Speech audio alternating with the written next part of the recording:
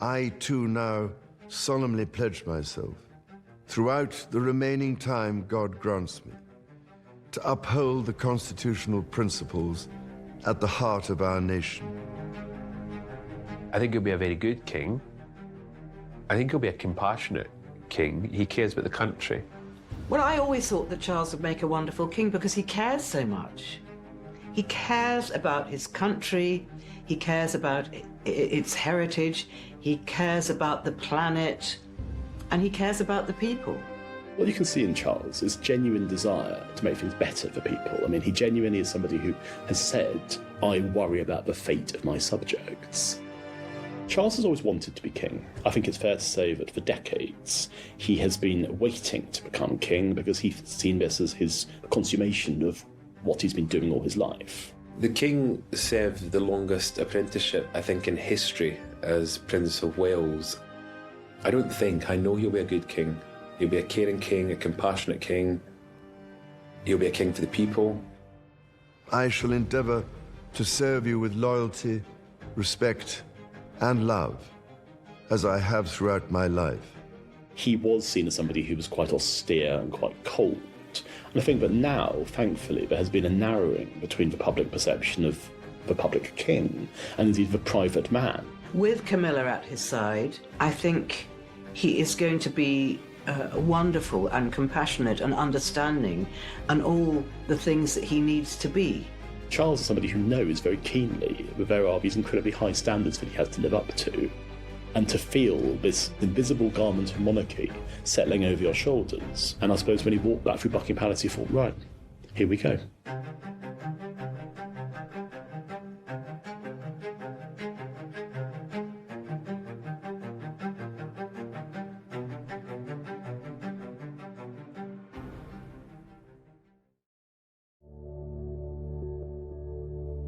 The king's public persona and private persona are very similar. Obviously, there has to be it's slightly different, because I've always said that it doesn't matter what you do in life, you act it. You always have to act and do it. But more or less what you see is very much how he is behind closed doors. He's very similar. I've noticed recently the prince or the king that we see in public is very similar to the prince or king that I knew. So that's what's so interesting, is seeing how they're becoming more confident in showing how they are in private, which is fantastic. And we get so much inside footage now that we never used to get. So we see private audiences and meetings and all sorts of things that we would never have seen, 20, 30 years ago. So so that's why it makes it easier to say to people, well, the man, the king that I knew or know is the same as the king that you see, because that is what you see is how he is.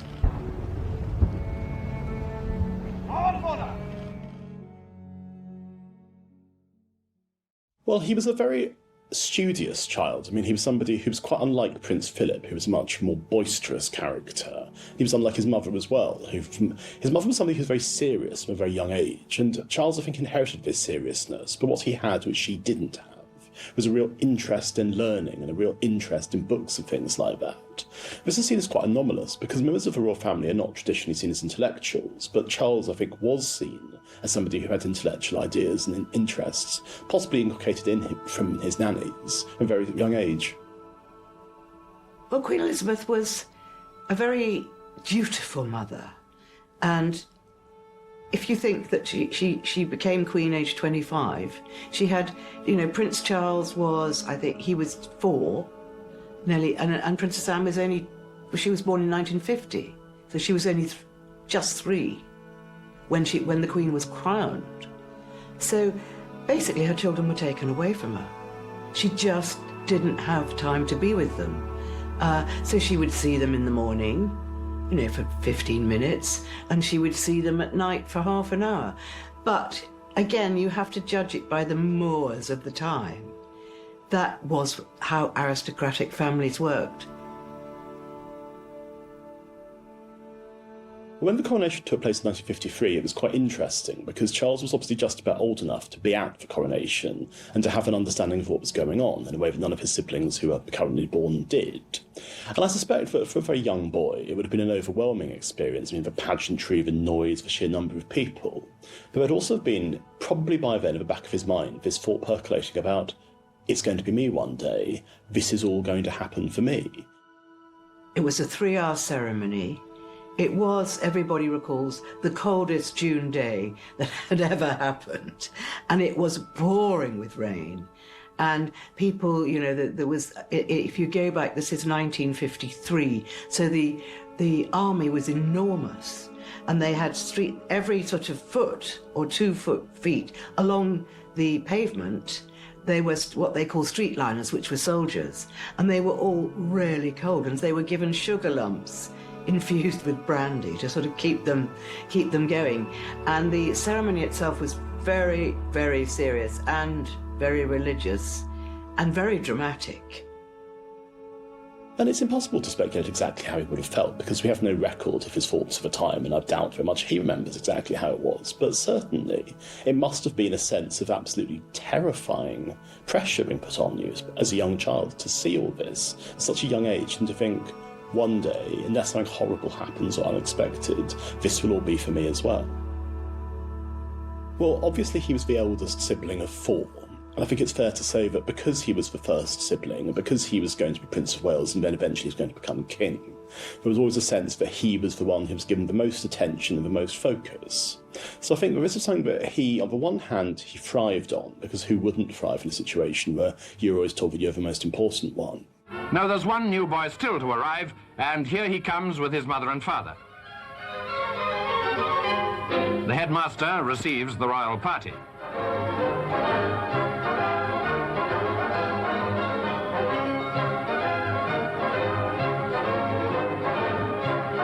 What, no tuck box?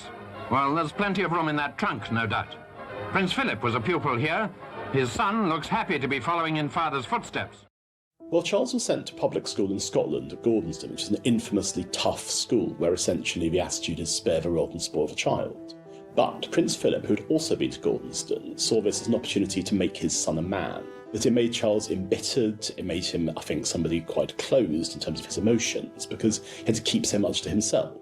And he actually thought that Gordonston would be good for Charles because it was up in the north of Scotland, away from the press. It was, you know, it was meant to be wonderful outdoor life, and you know, great emphasis was placed upon the training of the mind as well as the training of the brain. And Philip thought it would be perfect. I think the Queen and the Queen Mother probably thought that he would be, being such a sensitive young man, he probably would have been better to go to Eton.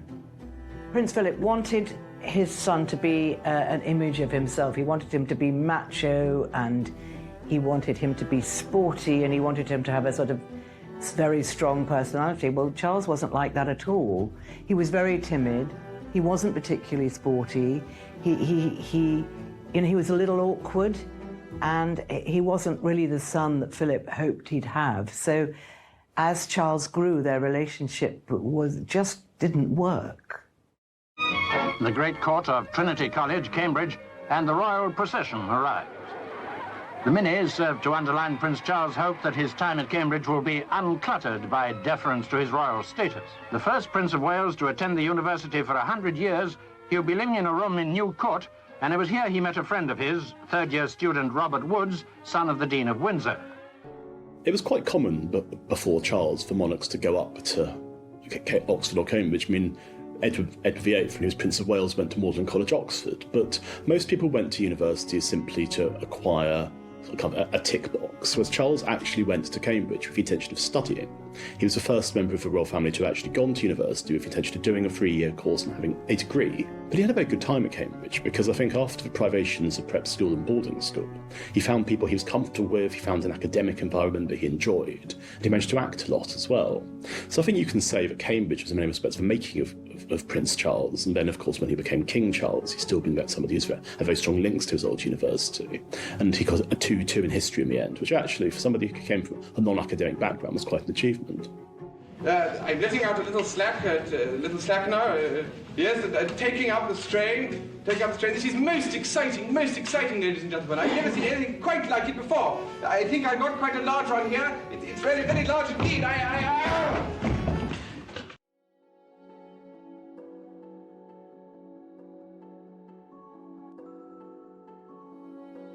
Well, Charles had his investiture as Prince of Wales at Carnarvon Castle on July 1st, 1969, and it was a hugely symbolic occasion because he was being given the title of Prince of Wales publicly. It was very much a sense that after a decade in which the royal family had had quite a difficult time reputationally, it was an attempt to take back control, if you like. It was an attempt to take back the idea that pageantry and pomp and this kind of big formal ceremony could show, first of all, what the future of monarchy was going to be, and secondly, exactly what he could expect when he was going to be Prince of Wales.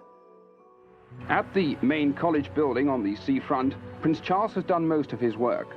In the language laboratory, he's spent an hour each day perfecting his Welsh grammar and pronunciation. His tutor is Mr. Edward Millward, a former vice president of the Welsh Nationalist Party. Well, this has been a crash course. It's been only part of a crash course amongst other studies. And in the short time that he's been working, he's developed a very good accent, and I'm sure it's going to stand him in very good stead from now on. Carnarvon waits like a bride for her wedding, gaily dressed for the big moment, but anxious too that something could go wrong, though every precaution has been taken to make sure that it doesn't. As traffic jams block the town, army bomb disposal experts are on the alert. His investiture was obviously quite a big thing. It was obviously broadcast, televised, which would be a first. From that, I want to say from that day forward, but probably even before then, the kind of the training and the preparation of one day becoming king began. And I think, you know, he took this very seriously his whole life.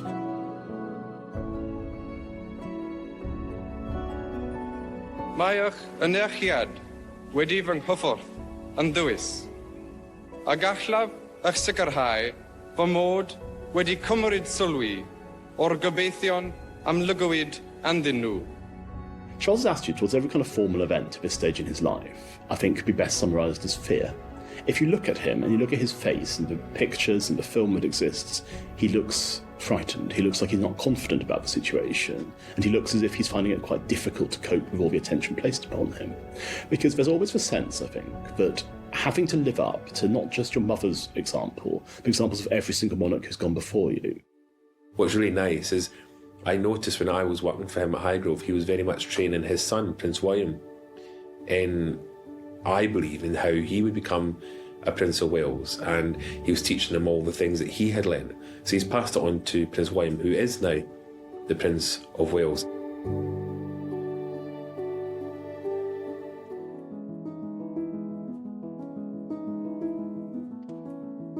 Well, any heir to the throne always has a series of responsibilities, some of which are quite dull. I mean, going to functions, opening things, meeting people. Some are more exciting, going on international tours and things like that.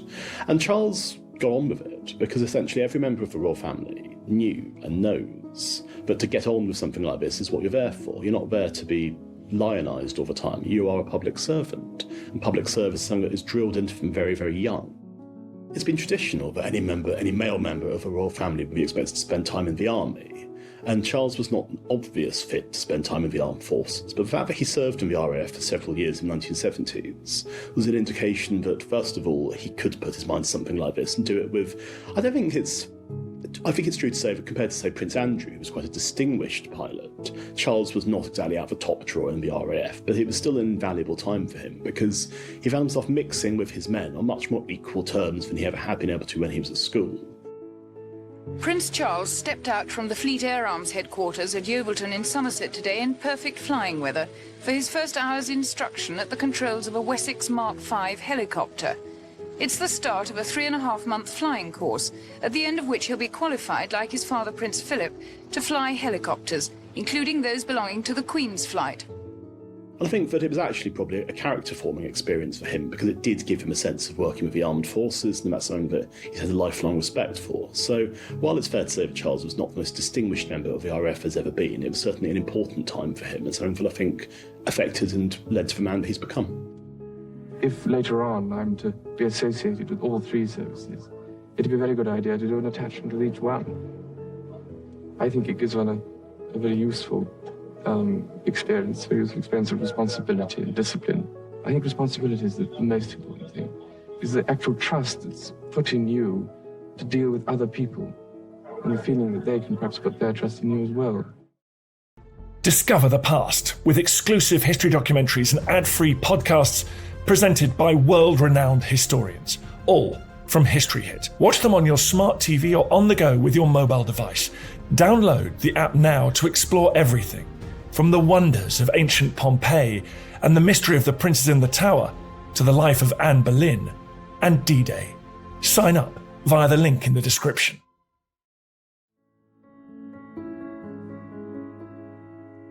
Well, Charles's great uncle, Dickie Mountbatten, Lord Mountbatten, apparently once said to him that it was important for him to sow his wild oats before he got married. There was a real sense of Charles that he was expected to have a bachelor life because his father had not had much of a bachelor life. I mean, he'd had girlfriends, but he had no serious relationships before he married Princess Elizabeth. And I think the family generally thought with Charles that he shouldn't marry before he was 30, that he should date as many people as he could and see what came of that. And on the one hand, he wasn't necessarily the most outgoing of men. He wasn't necessarily somebody who was going to be a lady killer. But on the other hand, he was a Prince of Wales. There was no shortage of people who would have married him. Well, Charles is like a very old-fashioned, very respectful, charming man. He likes women. He is definitely not a woman hater, and he is also a people pleaser. Well, he met Lady Diana Spencer in 1977 because he'd actually been dating her elder sister Sarah for a while. And when he first met Diana, she was 16, and it was an unequal relationship because she was still a girl, but there was obviously a spark between them, a spark of interest. And of course, at this stage, Charles was still seeing Camilla Shand, who later became Camilla Parker Bowles. So I think it's fair to say that on the one hand, the relationship with Diana was not necessarily an obvious love match from the beginning, but on the other hand, there was very much an interest on both sides. And she was somebody, perhaps because of her youth, who was not fazed by responsibilities that she'd have to take on as she became Princess of Wales. Yesterday you were a nanny looking after children. Now you're about to marry the Prince of Wales, and one day you would, in all likelihood, be Queen. It's a tremendous change for someone, if I may say, of 19 to make all of a sudden the transition. It is, but I've had a small run out to it all in the last 6 months. And next to Prince Charles and I can't go wrong. He's there with me. The months between the engagement and the wedding were hectic, often exhilarating, sometimes trying. Oh, Cameron!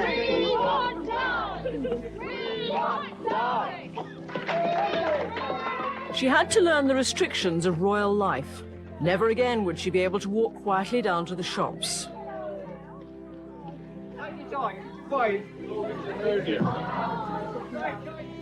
Prince Charles had to keep the engagements he'd accepted before the announcement of the engagement, and this meant some separation.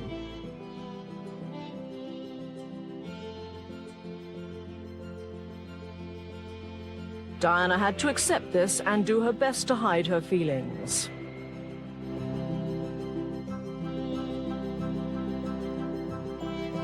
When Charles and Diana were asked in their engagement interview if they were in love, she replied, of course, and Charles more or less shrugged and said whatever love means.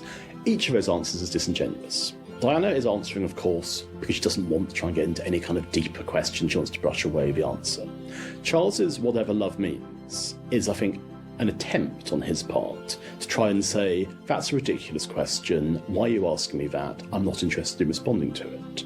However, it was the worst possible thing he could have said, because for decades afterwards, that has been taken to mean he doesn't love Diana, he's doing this because he feels he has to, he's been forced into it, he couldn't care less, she could be anyone. And I think that a lot of the public ill will towards Charles comes about because it was felt he wasn't in love with Diana, and that response, I think, has led to a lot of it. And I suppose in love. Of course. Whatever in love means. Well, it obviously put your own interpretation. Obviously means two very happy people. Yes. Once again, congratulations. Well, from us, congratulations. Thank you very much. Big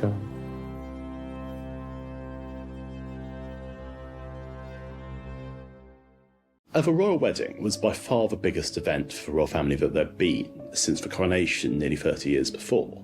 And it was something that people were queuing up on the streets to see it. There were millions and hundreds of millions of people watching it worldwide because it was bringing glamour to the royal family. It was the idea, the famous picture of kissing on Buckingham Palace balcony, one of the most reproduced images of the royal family of the 20th century. And it was one of those days that was freighted with pageantry, freighted with pomp, and it was designed to show at the beginning of the 1980s, at the start of Thatcherism, that Britain could still put on this kind of event that would still excite people, it would still show off what soft power could do. The best places are filling up, and everyone's making sure it's going to be a great day. Buckingham Palace, which has seen so many royal brides since the young Queen Victoria was its first, marrying Prince Albert 141 years ago. The royal carriages, the Queen's procession and Prince Charles's little procession will drive down the leafy Mall to Admiralty Arch in the distance. And 5 minutes after the Prince of Wales has passed, Lady Diana and her father will come out from Clarence House in the glass coach, just with police outriders, for she's not royal yet.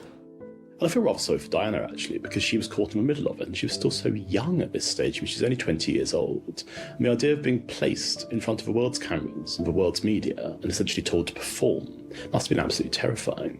Charles had more experience of it, of course, he'd been doing it for longer, but it still must have been overwhelming for him as well.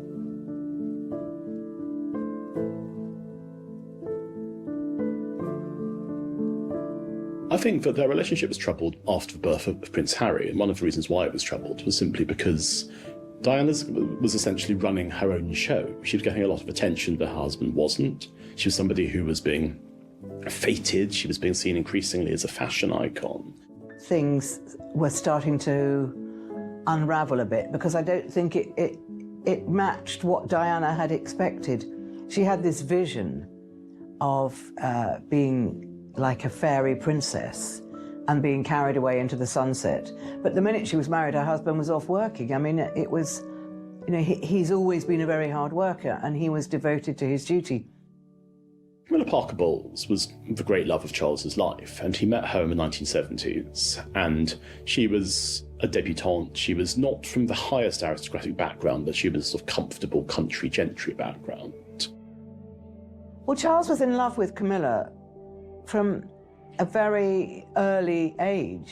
When he was still in the Navy, he fell in love with Camilla.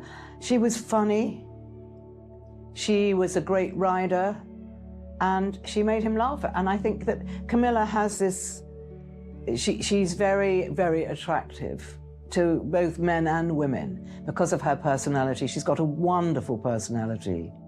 She wasn't felt to be suitable as a wife for him precisely for this reason. Queen Elizabeth, the Queen Mother, felt that one of the Spencer daughters was far more suitable. And so you can see that if Charles had been allowed to marry Camilla when he wanted to marry Camilla, the whole trajectory of the royal family would have been entirely different, because they got on very well, they shared a similar sense of humour, similar interests, they obviously found each other very attractive, and this was, I think, one of the tragedies of the latter-day royal family, that Charles was simply not allowed to marry the woman he wanted to. Charles' reaction to Diana's death in August 1997 was absolute horror. There's no two ways of describing it. The mother of your children's been killed very suddenly, there's no possibility of preparing for it. He was in a state of shock, and I think all of his actions throughout that time have to be seen as epitomising Charles at his best, actually. He went to Paris straight away. He was the person who was responsible for bringing her back. He was very much somebody who was lobbying her to be given every single state funeral and all the rest of it, against, I think, his mother's and grandmother's wishes, because they saw her as somebody who'd left the royal family and wasn't entitled to this kind of treatment. Whereas he, with half an eye on his public reputation, took the argument she's the mother of the future King of England. She deserves this. And I think that you can see, we have no idea what their relationship was like after their divorce. We don't know for certain if they ever met or what the correspondence was like, if they dealt with each other very much, or if they were communicating through third parties. But certainly, it must have been the most awful shock for him, as it was for everybody else in the country.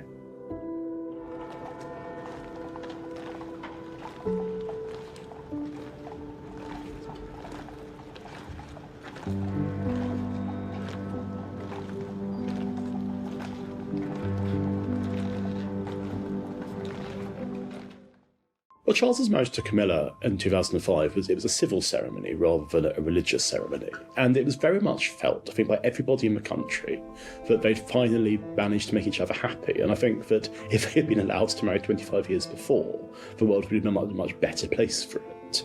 But I think that what had been done so cleverly was that Camilla had been seen during Diana's lifetime as a rather villainous figure, which she really isn't. She's a very charming, very lovely woman. And what happened was this PR campaign, a year or so after Diana's death, that Camilla and Charles were seen together in public. She was very much acknowledged as his companion. And eventually, it was quite a long time. It was 8 years between Diana's death and their marriage. He could not be accused of rushing into it. The Queen saw the change in Camilla, and she saw her dedication to duty, and she also saw her dedication to Charles, because she so helps him, and he wants her at his side, and she will be at his side. So she's almost in a Queen Mother type of role. Queen Mother was there for her husband in his weaker moments, and I think Camilla will be there for Charles. I'm delighted for the Prince of Wales and Camilla Parker Bowles. It's very happy news, and when the Cabinet heard it this morning, they sent congratulations and good wishes on behalf of the whole government.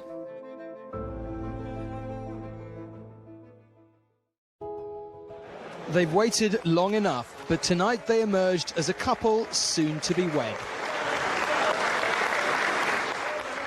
If you've been together this long, you've perhaps a right to demand a ring worth waiting for, and in this regard the royal family doesn't disappoint. Camilla sported a whopping diamond upon her finger, and she was clearly on a high. Congratulations. Thank you very much indeed. Can I see your ring? You can have a close. How are you feeling, ma'am? All right. Just all right? I'm just coming down to earth. Did you get down on one knee to propose? What else? I'll just do another picture of us.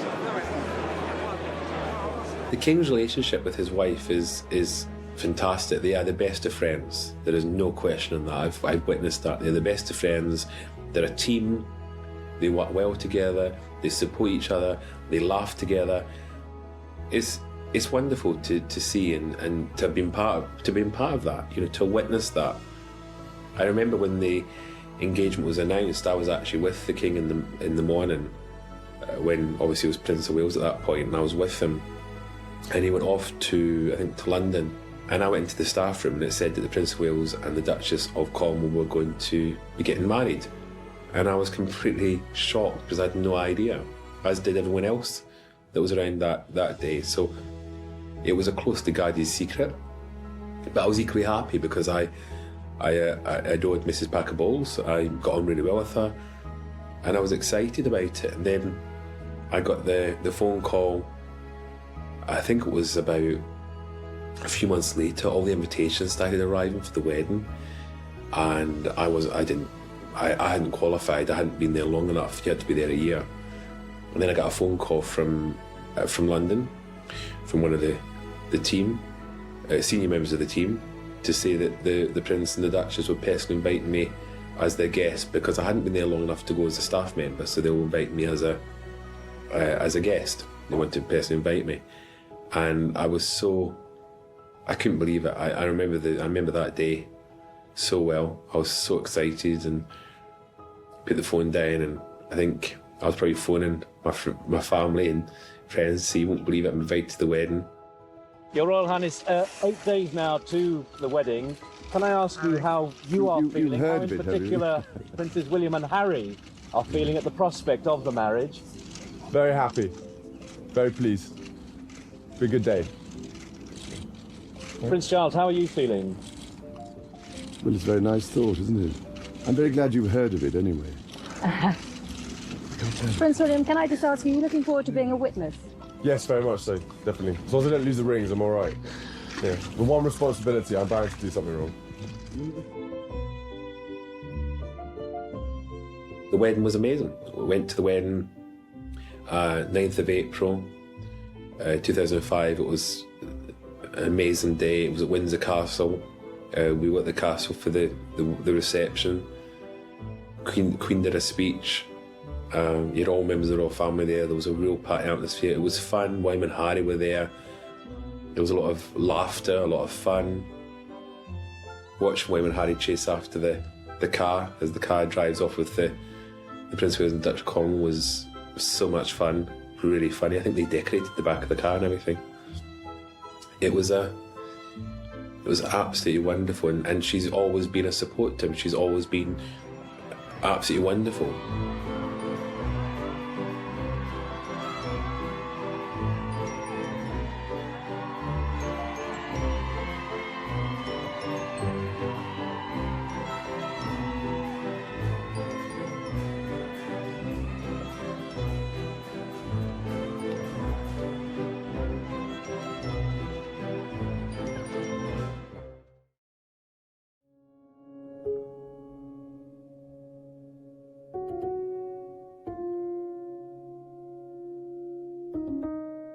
So the King served the longest apprenticeship, I think, in history as Prince of Wales, and I suppose you might think that he was frustrated maybe, or you get to a point where you want to do the job, and from my view, that was never the case. He enjoyed being Prince of Wales. He did an amazing job. There'd never been a Prince of Wales that had more or less created it into an actual job, and that's what he did. He made it an actual job.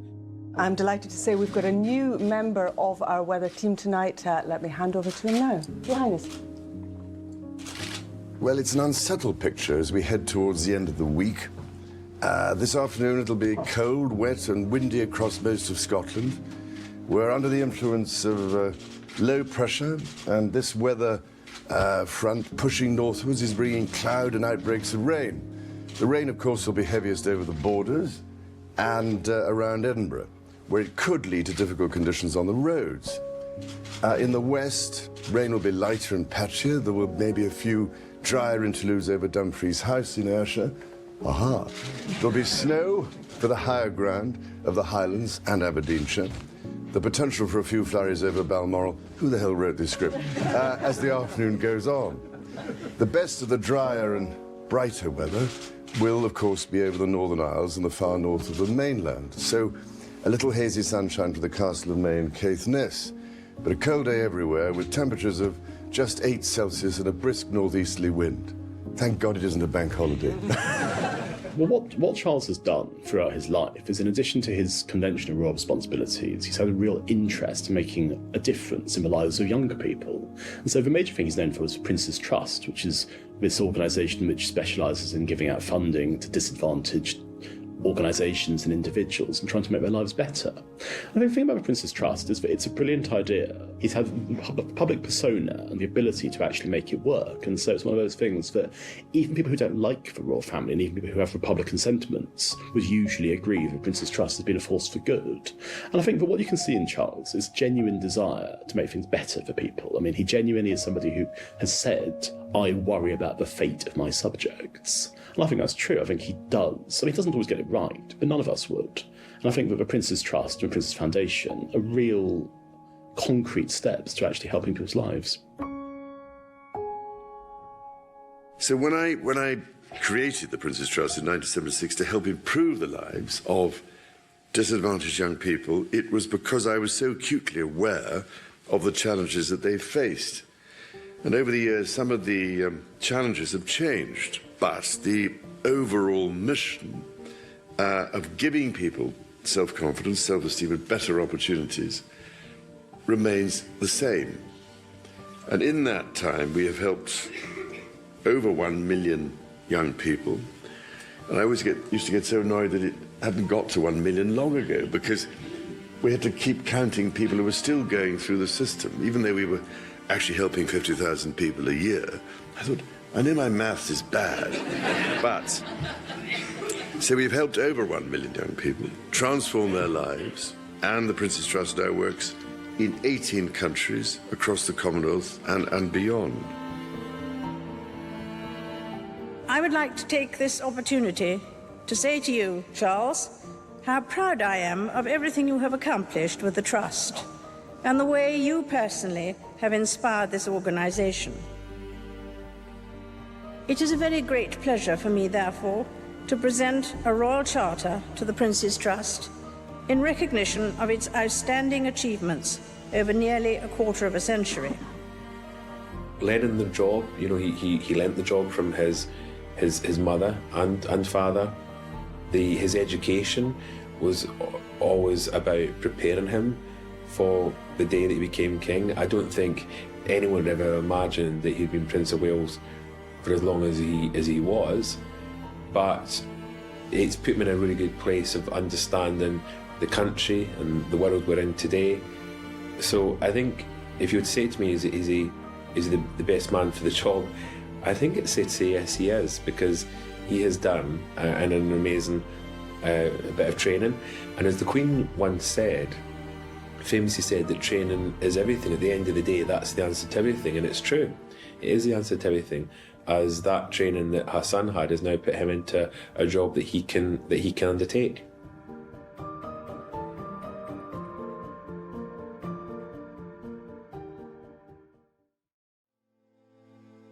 Buckingham Palace has announced the death of Queen Elizabeth II, the longest reigning monarch in British history. The Queen died peacefully at Balmoral this afternoon. The King and the Queen Consort will remain at Balmoral this evening and will return to London tomorrow. The late Queen and the King were very close. Her son, she had a wonderful relationship with him. Again, a fun relationship, which we all saw. We used to see different events in London when he would suddenly call her mummy and she'd pull a face at him, and you know, there was a wonderful relationship. Mummy.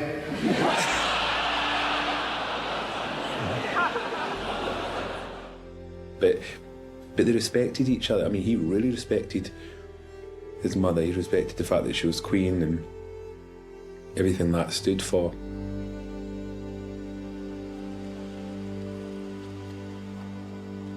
I think that probably the shock of his mother's very sudden death and him becoming king, when these things happen, you go into slight shock, so you act quite mechanically. It sort of protects you in a way. So I think he wouldn't have been overwhelmed at that moment. He would have been very emotional, but he would have kept it all in check. So I think he dealt with it on a very professional level, which would be really the only way to deal with something of that enormity happening to you. It was very surreal the day after his mother's death to see the King and the Queen's consort return to London. It was very surreal because he was returning as a king. It must be the most extraordinary experience to walk through the gates of Buckingham Palace as king, something you've done untold times before as Prince of Wales, and to feel this invisible garment of monarchy settling over your shoulders, because you start to think to yourself, well, what am I taking on? What is this responsibility? I mean, what does the future hold for me? So Charles is somebody who knows very keenly that there are these incredibly high standards that he has to live up to, and I suppose when he walked back through Buckingham Palace, he thought, right, here we go. She made sacrifices for duty. Her dedication and devotion as sovereign never wavered. Through times of change and progress, through times of joy and celebration, and through times of sadness and loss. In her life of service, we saw that abiding love of tradition, together with that fearless embrace of progress, which makes us great as nations. The affection, admiration, and respect she inspired became the hallmark of her reign. Charles has great delivery. I mean, he's practically like a Shakespearean actor. Well, he was a Shakespearean actor at one time. So his delivery of all these speeches is completely brilliant. And I think he writes most of them himself. And he delivers it with superb timing and superb emotion. And so I think that a lot of people found that much more affecting than they were expecting to, because just as the Queen was a kind of grandmother to the nation, he was very explicitly offering himself as a substitute. And I think that many people who wouldn't expect that they were going to be moved by it were moved by it. Queen Elizabeth was a life well lived, a promise with destiny kept, and she is mourned most deeply in her passing. That promise of lifelong service I renew to you all today.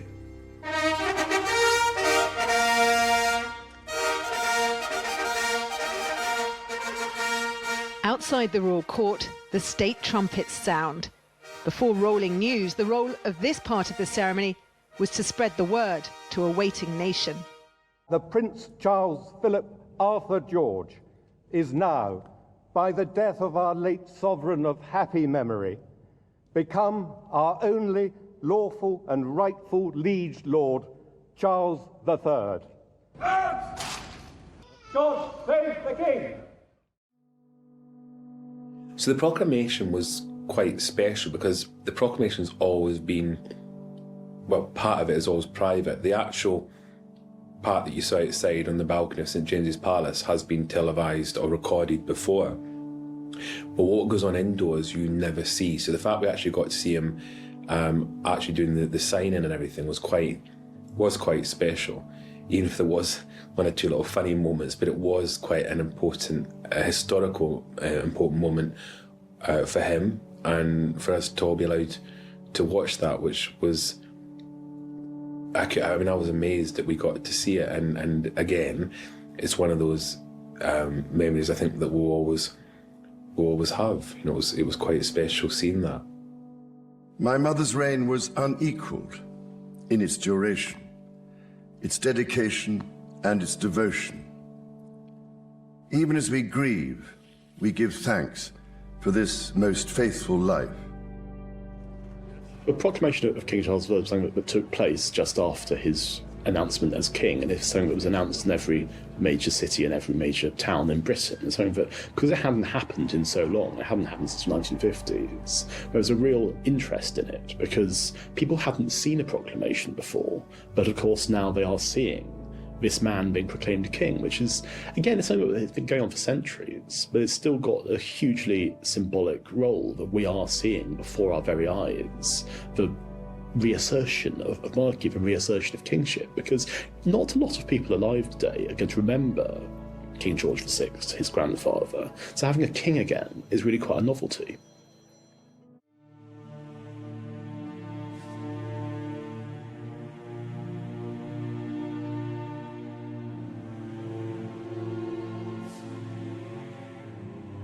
The role King Charles III played at his mother's funeral was very much head of the family, right, and also king of the nation. And I'm sure it was quite a difficult time, mainly because, you know, the eyes of the world are watching you. It's not a private thing at all, and he's aware of that. Everything he does, every action, every tear, everything has been watched and listened to and discussed. Well, Charles was obviously responsible for making sure that the funeral went as smoothly as it did, because he was obviously the focus of attention. He was the person that most people were looking at in terms of how it was going to be for him. And he's somebody who I think was on the day, he walked behind the coffin, he was very much, you know, the focus of public interest, the focus of public attention. And he did everything exceptionally well. I mean, the funeral was very well organised. It had been, of course, organised, it had been planned for years, but it went off without a hitch, and Charles's involvement in that has to be seen as testament to the fact that everything worked well. There was an extraordinary outpouring of grief amongst the nation because, you know, the majority of the Queen's subjects had never known another monarch. And it was kind of the end of an era. It wasn't just her death, it was the end of an era. It was end of the Elizabethan age as we know it. And of course it was all so dramatic and so beautifully staged that made it even more poignant. The soldiers, the wonderful music, the people that used to work for the Queen, walking behind her coffin was very, very moving. And the crowd, we know, was crying. Or they were crying, or they were cheering. or they were just silent, completely silent. You could hear a pin drop. I remember when Diana died and the day of her funeral, you could just hear the birds. You couldn't hear anything else. No sound from the crowd. And that is a sort of real high emotion.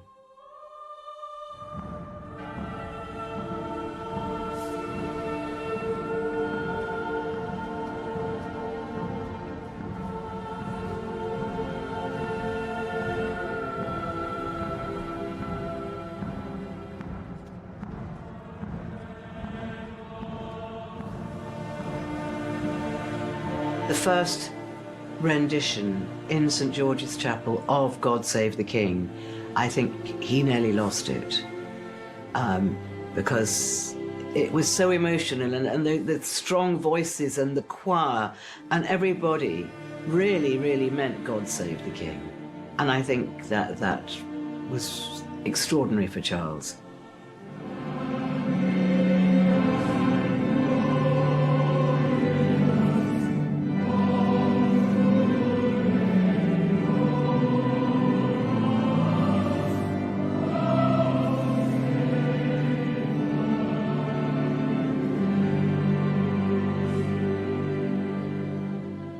Must have been a very strange experience, because you hear this song, which you've heard a million times before, when it's about your mother and God Save the Queen, and it's about the King and it's about you, and it must have been a very extraordinarily cathartic experience in a lot of regards, but also an overwhelming one.